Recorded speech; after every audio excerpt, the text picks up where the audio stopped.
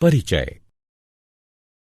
जैसे कि हम पहले भी चर्चा कर चुके हैं कि जंतुओं की लगभग 12 लाख जातियां स्पीशीज पाई जाती हैं, जो कि उनके जीव की विविधता को दर्शाती है। ये सभी जंतु एक दूसरे से अपने अपने वासस्थान, संगठन के स्तर, शारीरिक संरचना, सम्मिति, देह गुहा यानी प्रगुहा, जनन परत, गमन के प्रकार, श्वसन, उत्सर्जन, जनन आदि में एक दूसरे से बिल्कुल भिन्न होते हैं। जंतु यूकोरियोटिक, बहुकोशिकीय तथा परपोषी जीव होते हैं। जंतु कोशिका में कोशिका भित्ति नहीं पाई जाती। अधिकतर जंतु गतिशील होते हैं। अपने अपने वासस्थानों के आधार पर जंतु जलीय यानी मछली, स्थलीय यानी सरीसृप, स्तनधारी, वायवीय यानी पक्षी होते हैं। अपनी संगठन के स्तर के आधार पर जंतु कोशिकीय संगठन यानी स्पंज अथवा उत्तकीय संगठन यानी सेलिट्रेटा वाले होते हैं।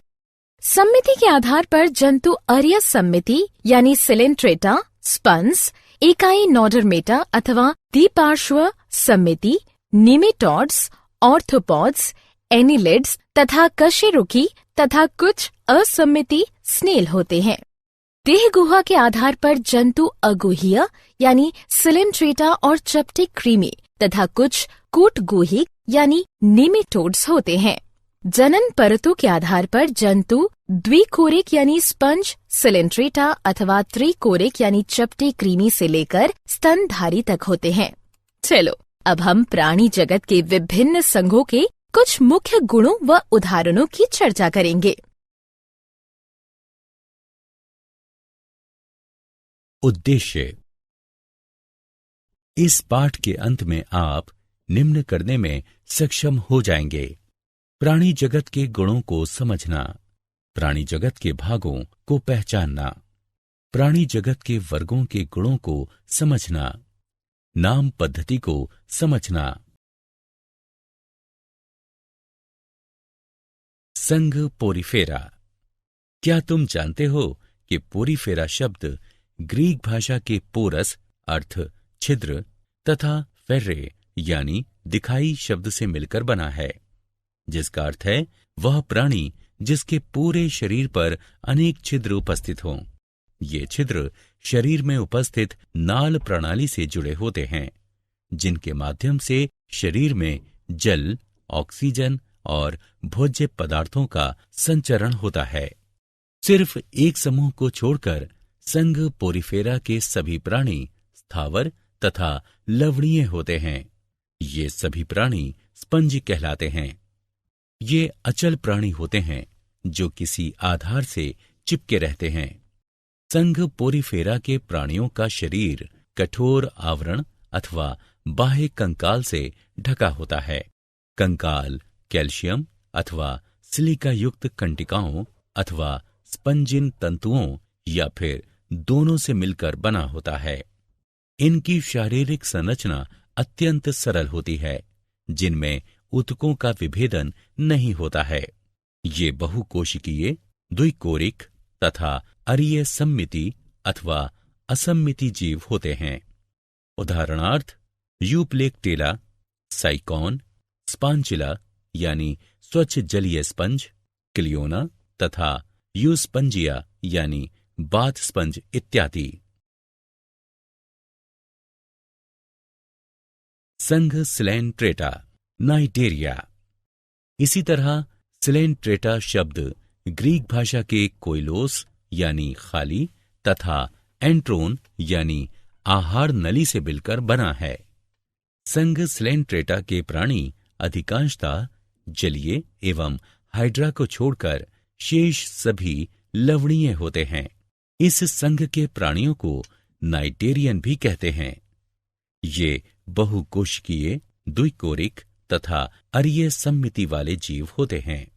इन प्राणियों में केंद्रीय जठर संवहनी यानी गैस्ट्रोवेस्क्युलर गुहा पाई जाती है, जो कि पाचन तथा परिसंचरण में सहायता प्रदान करती है। इनकी शरीर भित्ति दो परतों यानी बाहरी एपिडर्मिस तथा आंतरिक यानी गैस्ट्रोडर्मिस से मिलकर बनी होती है। कुछ जंतु समूह में रहते हैं, जबकि शेष एकाकी जीवन व्यतीत करते हैं। उदाहरण हाइड्रा। स्लेंट्रेटा के कुछ उदाहरण हैं हाइड्रा, ओबेलिया, ओरेलिया यानी जेलीफिश तथा मैट्रीडी।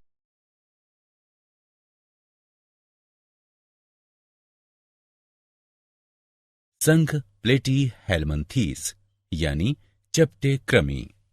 उसी तरह प्लेटी हेलमंथीस शब्द ग्रीक भाषा के शब्द प्लेटीस यानी चपटे तथा हेलिमंस यानी वर्म या कृमि से मिलकर बना है। इस संघ के प्राणी पृष्ठाधर रूप से चपटे होते हैं, इसलिए इन्हें सामान्यतः चपटे कृमि कहा जाता है। इस संघ के प्राणी द्विपार्श्व सममिति वाले, बहुकोशिकीय तथा त्रिकोरकी होते हैं। इन प्राणियों में देहगुहा यानी प्रगुहा नहीं पाई जाती है। इन प्राणियों में पाचन गुहा एक अकेले मुख के रूप में उपस्थित होती है। ये अधिकतर परजीवी होते हैं तथा कुछ मुक्त तैरने वाले होते हैं, जैसे कि प्लेनेरिया। प्लेटी हेलमंथीस के उदाहरण हैं प्लेनेरिया, पर्णकृमि यानी फेसियोला, सिस्टोसोमा तथा फीता कृमि यानी टीनिया।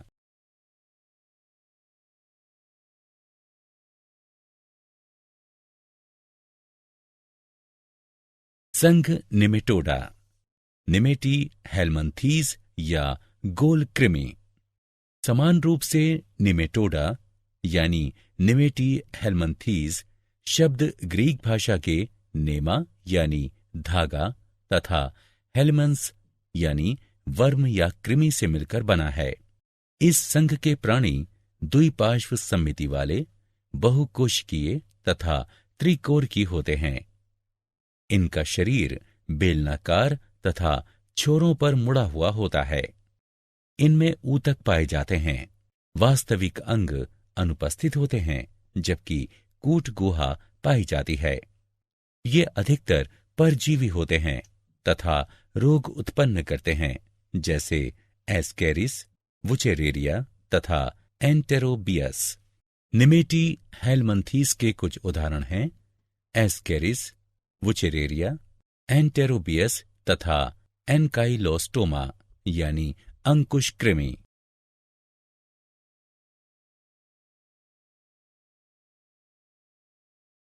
संघ एनेलिडा। क्या तुम जानते हो कि एनेलिडा शब्द ग्रीक भाषा के एनेलस यानी शरीर का खंडों में विभाजित होना उससे मिलकर बना है? इस संघ के प्राणी द्विपार्श्व सममिति वाले, बहुकोशिकीय तथा त्रिकोरकी होते हैं। इनमें वास्तविक देहगुहा पाई जाती है, अतः ये गुह्य प्राणी होते हैं। इनमें अंग पाए जाते हैं जो कि बहुत से खंडों में बटे होते हैं।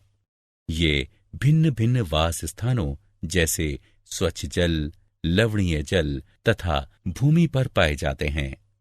एनेलिडा के कुछ उदाहरण हैं पेरेटिमा यानी केंचुआ, हिरुडिनेरिया यानी जोंक तथा नेरीस।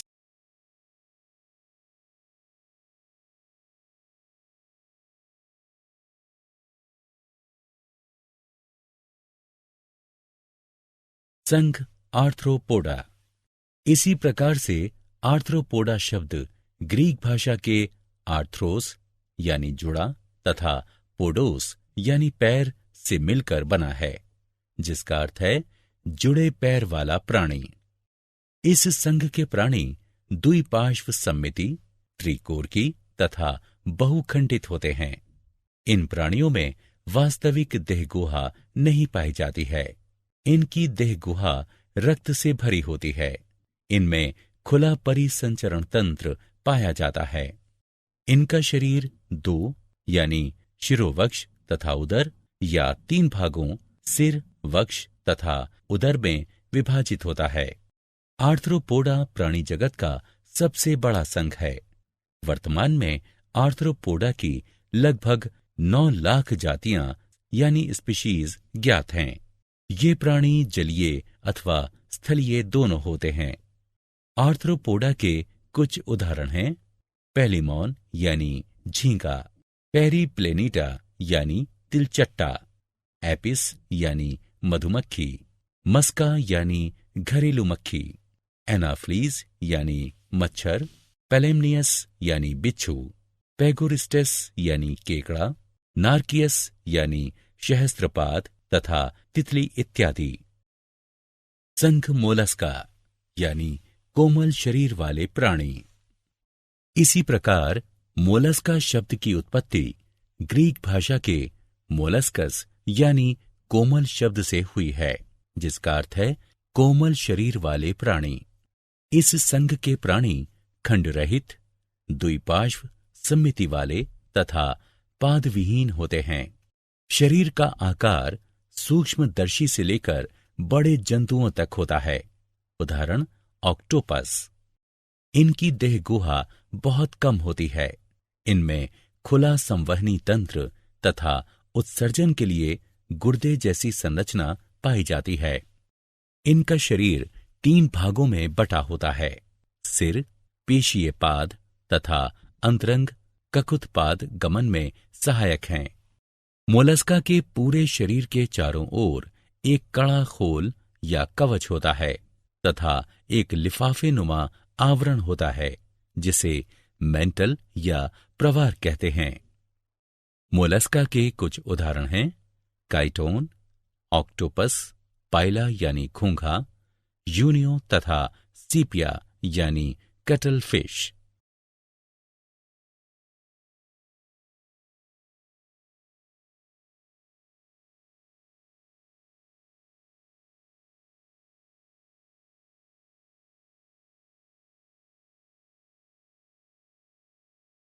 संघ इकाइनोडर्मेटा यानी शूलयुक्त प्राणी।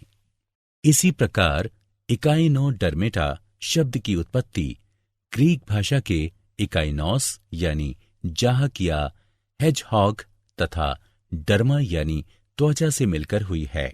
अतः ये जंतु कांटों से आच्छादित त्वचा वाले होते हैं। ये मुक्त जीवी समुद्री जंतु हैं। इस संघ के प्राणी अरिये, द्विपार्श्व या पंचतई सम्मिति वाले होते हैं। ये त्रिकोर की होते हैं। ये देह गुहा या प्रगुहा यानी सिलोम युक्त प्राणी होते हैं। इनमें विशिष्ट जल संवहन तंत्र पाया जाता है, जो उनके चलन में सहायक है। इनके शरीर में मुखीय तथा अमुखीय सतह पाई जाती हैं। मुखीय सतह पर पंचत्रिज्यीय सतह पाई जाती है, जिसे एम्बुलेक्रल कहते हैं। इनके पूरे शरीर पर कठोर कैल्शियम कार्बोनेट का कंकाल एवं कांटे पाए जाते हैं। इकाइनोडर्मेटा के कुछ उदाहरण हैं एस्टेरियस यानी तारा मछली, इकाइनस यानी समुद्री अर्चिन, एंडीटोन यानी समुद्री लिली तथा ओफियूरा यानी भंगुर तारा।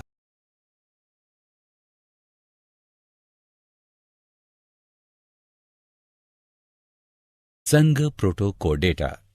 क्या तुम जानते हो कि प्रोटाकोडेटा शब्द की उत्पत्ति ग्रीक भाषा के प्रोटो यानी आद्य तथा कोडा यानी छड़ से मिलकर हुई है। इस संघ के प्राणी द्विपार्श्व सम्मिति त्रिकोर की होते हैं तथा इनमें प्रगुहा यानी सिलोम पाई जाती है। पृष्ठरज्जु छड़ की तरह एक लंबी संरचना है, जो जंतुओं के पृष्ठभाग पर पाई जाती है। यह तंत्रिका ऊतक को आहार नाल से अलग करती है। यह पृष्ठरज्जु प्रोटोकोडेट जंतुओं के जीवन की सभी अवस्थाओं में उपस्थित नहीं रह सकता है। नोटोकोड यानी पृष्ठरज्जु पेशियों से जुड़ने का स्थान भी प्रदान करती है, जिससे चलने में आसानी होती है। ये समुद्री जंतु हैं। प्रोटोकोडेटा के कुछ उदाहरण हैं बेलेनोग्लोसस,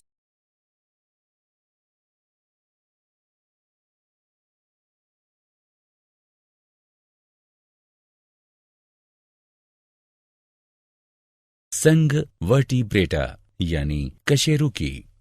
इसी प्रकार कोडेटा शब्द ग्रीक भाषा के कोडा शब्द से बना है, जिसका अर्थ है छड़। इस संघ के प्राणी द्विपार्श्व सम्मिति त्रिकोर की देह गुहा वाले प्राणी हैं। इनमें ऊतकों एवं अंगों का जटिल विभेदन पाया जाता है। पृष्ठरज्जु छड़ की तरह एक लंबी संरचना है जो जंतुओं के पृष्ठभाग पर पाई जाती है। यह तंत्रिका ऊतक को आहार नाल से अलग करती है। यह पृष्ठरज्जु कशेरुकी जंतुओं के जीवन की सभी अवस्थाओं में उपस्थित रहता है।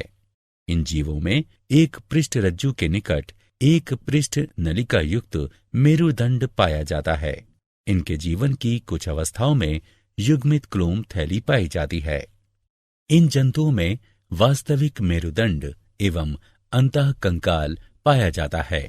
इस कारण जंतुओं में पेशियों का वितरण अलग होने लगता है एवं पेशियां कंकाल से जुड़ी होने के कारण इन्हें चलने में सहायता करती हैं।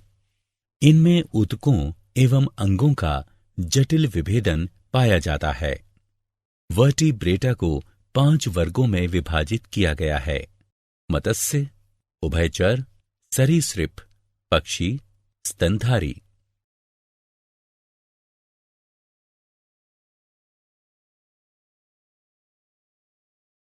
वर्ग मत्स्य। पिसीज शब्द की उत्पत्ति इंडो यूरोपियन मूल के पेइस्क शब्द से हुई है। इसका अर्थ है मछली। ये समुद्र और मीठे जल दोनों में ही पाए जाते हैं। ये क्लोमों द्वारा जल में घुलित ऑक्सीजन को ग्रहण करते हैं। मत्स्य वर्ग के प्राणियों का शरीर धारा रेखीय होता है तथा ये अपने पंख यानी फिन्स एवं मांसल पूंछ का प्रयोग तैरने के लिए करते हैं। इनमें उपास्थि अथवा अस्थि कंकाल पाया जाता है। इनकी त्वचा शल्क अथवा प्लेटों से ढकी होती है। ये असमतापी जंतु होते हैं, अर्थात इनके शरीर का ताप वातावरण के ताप के अनुसार बदलता रहता है तथा इनका हृदय द्विकक्षीय होता है। इनकी आंखें पलक विहीन होती हैं। इनमें नासिका पाए जाते हैं। ये अंडे देती हैं। मत्स्य के कुछ उदाहरण हैं: स्कोलियोटोन यानी कुत्ता मछली, सिनकिरोपस यानी मैंडारिन मछली, टेरोइस यानी शेर मछली, विद्युत रे, स्टिंगरे इत्यादि।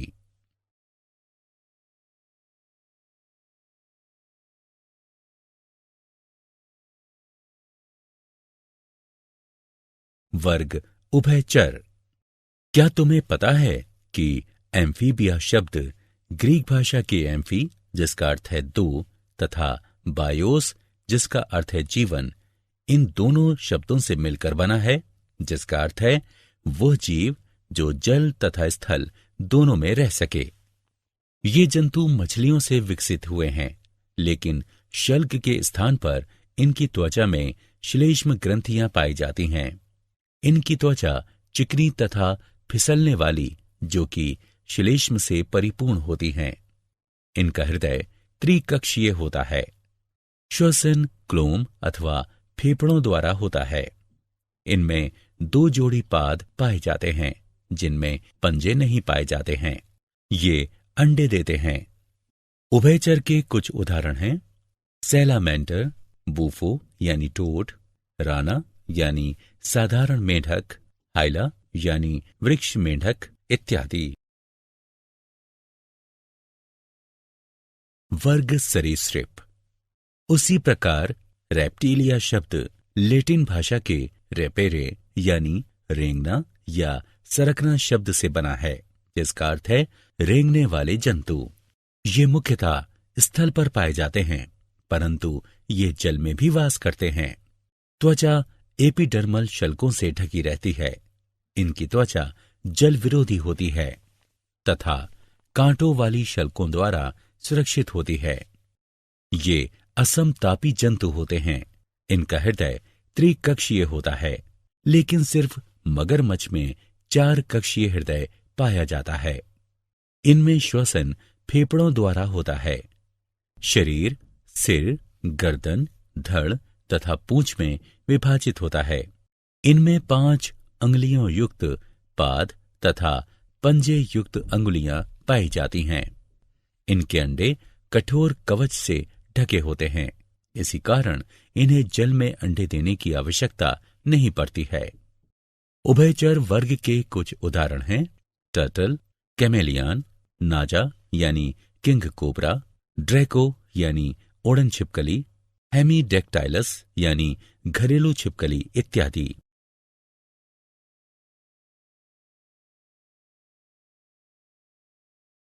वर्ग पक्षी। क्या तुम्हें पता है कि एवीज शब्द लैटिन भाषा के एविस शब्द से बना है, जिसका अर्थ है पक्षी। इनका शरीर तरकु या नाव की आकृति का होता है, जो कि सिर, गर्दन, धड़ तथा पूंछ में विभक्त होता है। इनका शरीर परों से ढका होता है। ये समतापी प्राणी हैं। इनका हृदय 4 कक्षीय होता है। ये फेफड़ों द्वारा श्वसन करते हैं। अग्रपाद रूपांतरित होकर पंख बनाते हैं। पश्चपाद में सामान्यतः शल्क होते हैं, जो रूपांतरित होकर चलने, तैरने तथा पेड़ों की शाखाओं को पकड़ने में सहायता करते हैं। ये कैल्शियम कवच से ढके हुए अंडे देते हैं। पक्षी वर्ग के कुछ उदाहरण हैं सिकोनिया यानी सफेद स्टॉर्क, आइथिया यानी नर गुच्छेदार बत्तख, स्ट्रेयो यानी ऑस्ट्रिच, कोलुम्बा यानी कपोत, पेसर यानी गौरैया, कार्वस यानी कौवा इत्यादि।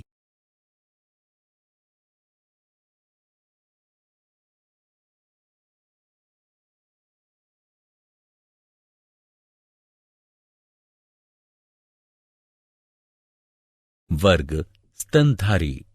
उसी प्रकार मेमेलिया शब्द लैटिन भाषा के मेमे से बना है, जिसका अर्थ है छाती या चूचुक।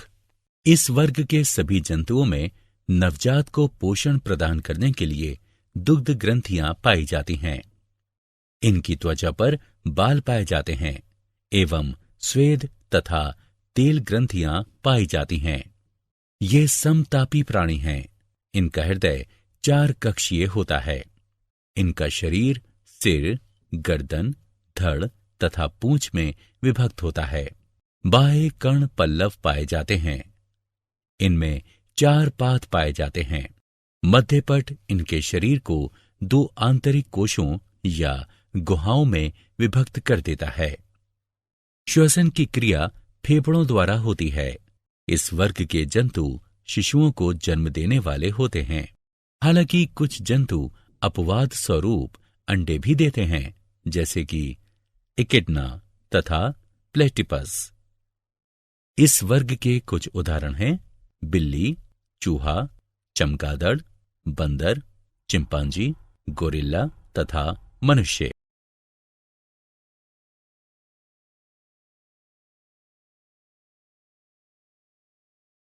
नाम पद्धति। नाम पद्धति सजीवों जैसे पौधों तथा जंतुओं के नामकरण की एक प्रणाली है। क्या तुम्हें पता है कि नाम पद्धति की आवश्यकता क्यों पड़ी? मैं तुम्हें बताता हूं। इसके पीछे कारण यह था कि सामान्य नाम केवल स्थानीय जंतुओं को ही शामिल करते हैं तथा पूरे संसार के पौधों तथा जंतुओं को शामिल नहीं करते हैं। दूसरी समस्या ये थी कि विभिन्न स्थानों पर रहने वाले लोगों द्वारा एक जीव को भिन्न भिन्न भाषाओं में उनके अनुसार अलग अलग नाम दिए गए हैं। तीसरी समस्या थी कि कुछ नाम भ्रम पैदा करते थे, जैसे सितारा मछली, कटल मछली तथा जली मछली वास्तव में मछली नहीं है। सबसे बड़ी कमी यह है कि सामान्य नाम को चुनने के पीछे कोई वैज्ञानिक आधार नहीं है। 18वीं शताब्दी में कैरोलस लीनियस ने जीवों का नामकरण करने के लिए अपनी पुस्तक स्पीशीज प्लांटेरम में वैज्ञानिक पद्धति द्विपद नाम पद्धति को प्रस्तावित किया था। द्विपद नाम पद्धति में पहला नाम जीनस और दूसरा स्पीशीज का होता है। द्विपद नाम पद्धति में वैज्ञानिक नाम लिखने से पहले इस पद्धति के कुछ नियमों का पालन करना चाहिए। प्रत्येक वैज्ञानिक नाम में 2 शब्द अवश्य होने चाहिए, जीनस तथा स्पीशीज नाम। जीनस का नाम अंग्रेजी के बड़े अक्षर से शुरू होना चाहिए। स्पीशीज का नाम अंग्रेजी के छोटे अक्षर से शुरू होना चाहिए। वैज्ञानिक नाम केवल ग्रीक या लैटिन शब्द से ही उत्पन्न होने चाहिए। छपे हुए रूप में वैज्ञानिक नाम इटैलिक में लिखे होने चाहिए। अगर ये नाम हाथ से लिखे हों तो ये रेखांकित होने चाहिए। वैज्ञानिक नामों की सार्थकता यानी महत्व इसलिए है क्योंकि ये पूरे विश्व में एक समान ही होते हैं। ये विकासात्मक संबंधों को दर्शाते हैं।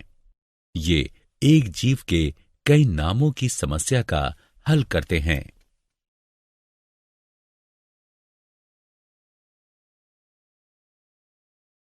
क्या आप जानते हैं जंतु जगत को दो समूहों में विभक्त किया गया है, अरज्जुकी तथा रज्जुकी।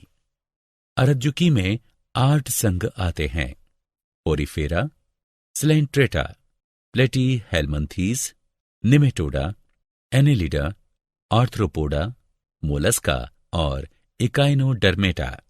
जबकि रज्जुकी को 2 समूहों में विभक्त किया गया है, प्रोटोकोडेटा तथा वर्टिब्रेटा यानी कशेरुकी।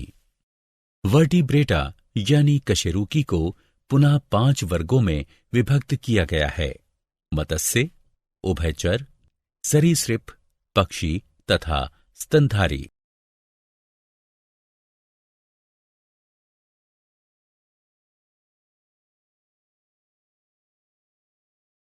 सारांश। आइए हमने जो कुछ सीखा है उसे संक्षेप में दोहराएं।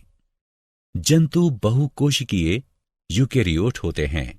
इनमें परपोषी पोषण, चलन तथा तंत्रिका तंत्र के माध्यम से अति संवेदनशीलता पाई जाती है।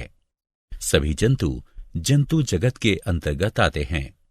जंतुओं का शारीरिक संगठन कोशिकीय स्तर, ऊतकीय स्तर अथवा अंगीय स्तर का होता है। जंतुओं का शरीर असममिति, अरीय सममिति अथवा द्विकोरक सममिति वाला हो सकता है। अपनी प्रारंभिक विकास की अवस्थाओं वाली भ्रूणीय परतों की संख्या के आधार पर जंतु द्विकोरिक अथवा त्रिकोरिक हो सकते हैं। जंतु अप्रागुही यानी सीलोम के बिना कूटप्रागुही यानी मिथ्या सीलोम तथा प्रागुही हो सकते हैं। जंतुओं को 10 संघों यानी फाइलम में बांटा गया है, Porifera, Coelenterata, Platyhelminthes, Nematoda, Annelida, Arthropoda, Mollusca, Echinodermata, Protochordata और कार्डेटा।